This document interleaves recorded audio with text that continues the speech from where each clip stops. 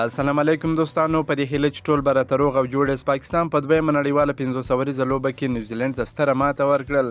نیوزیلینډ پاکستان ته ستر هدف کېښودی. پاکستان بالاخره دا لوبه وګټل. د پاکستان لپاره په خرزمان ډېره زبردسته په زړه پورې بهترینه لوبه ترسره کړل. 180 سوځېدلې منډې جوړې کړلې چې په دې سره پاکستان دویمه 500 ورځه نړیواله لوبه هم وګټل.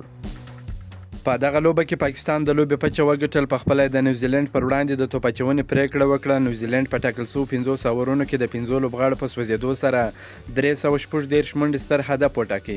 د نیوزیلینډ لپاره ډیریل میچل 190 منډې جوړې کړې، ټام لیټم 98 منډې جوړې کړې، چیټ بویس 50 منډې جوړې کړې. د پاکستان لپاره په توپ اچونه کې حارث روپ ډېر زبردسته بهترینه توپ اچونه ترسره کړه. په 10 اورونو کې 78 منډې ورکړې، 4 مهمې وکټې یې ترلاسه کړې.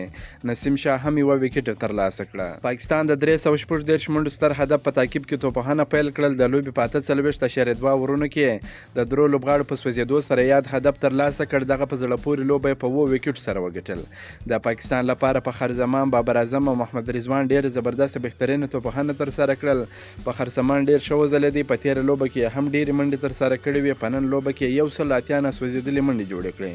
په خرزمان په دې وروستیو کې ډېر ښه ځلېږي.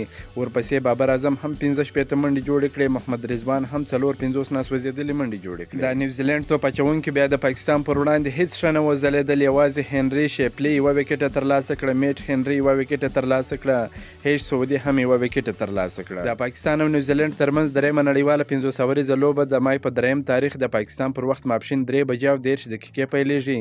څلورمه 500 ورځه نړیواله لوبه د راتلونکي جمعې په ورځ یعنې پر 15 تاریخه ترسره کیږي. که مو دا ویډیو خوښه شوې در سره لایک کړئ، د خپلو ملګرو سره هم شیر کړئ. د نور تازه معلوماتو لپاره هم زموږ سره اوسئ. تر بلې ویډیو پر الله پامان.